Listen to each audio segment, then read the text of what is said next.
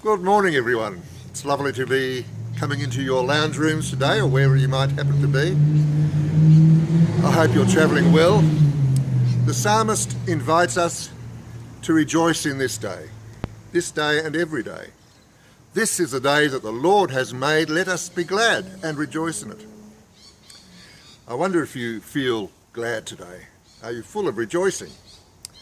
Paul encourages us to rejoice always, to pray continually, to give thanks in all circumstances, for this is the will of God in Christ Jesus.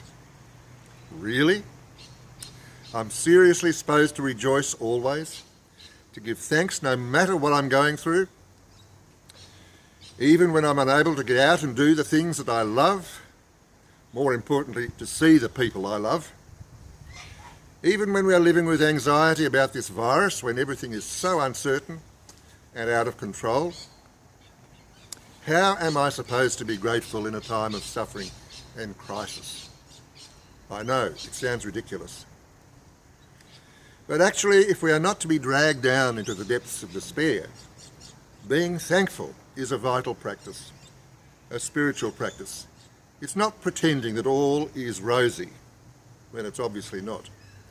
But it is opening our eyes to the whole picture and recognising that amidst these dark times, there are nevertheless wonderful shafts of light. Light that opens us to hope, that enable us to experience even peace and joy in the difficult, painful circumstances in which we find ourselves. It's not pretending all is well, but seeing within our lives that there are always those gifts to be grateful for and to rejoice in.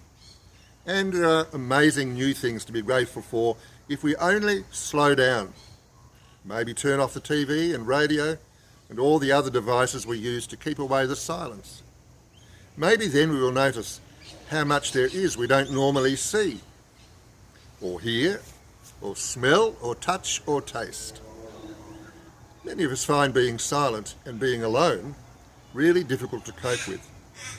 But maybe that is one of the opportunities this time gives us to pause, to breathe deeply and to be aware in a way that often we are not, aware of the blessings of each new day.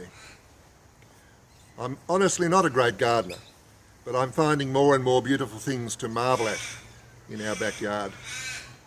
When we really look at even the plainest leaf, even those perhaps plants that we dismiss as weeds, there is so much to wonder at. Take a few steps outside your door, or if that's not possible, look out your window. In a time when travel is so limited, and some of us have had to cancel our long-awaited trips, maybe we can begin to see what has always been right there under our noses. We don't have to travel far from our homes to discover new wonders.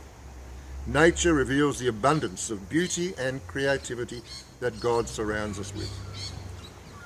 And we can reawaken all our senses, not only our miraculous eyes. Let's open our ears to birdsong, to rain and breezes, to the sounds reaching us from the neighbourhood, to the voices of our loved ones on telephones, to music, which is so accessible to us on all our devices these days. And yes, we can certainly be grateful for new technology, even if for some of us it's a little hard to negotiate. Let's savour the aromas and tastes of our food, simple as they may be. For me, the smell of toast in the morning, a perfect boiled egg, or a first cup of coffee. The touch or feel of a favourite rug, the haven of our beds as we snuggle down at night. Yes, I know these are simple and ordinary, and we are often unaware of the ordinary. But in truth, the ordinary can become extraordinary. I've barely begun, but maybe I've prompted you to take time for the ways I've suggested that you can be more aware, to extend your list of all the things you are grateful for in this time when we can be overcome with negativity. As Christ rose from the suffering of the cross, so Christ rises each day. Day by day, he opens our eyes to new life now in this moment. and fills us with the hope of new life that will come when this time of suffering is over. This is the day that the Lord has made. Let us rejoice and be glad in it.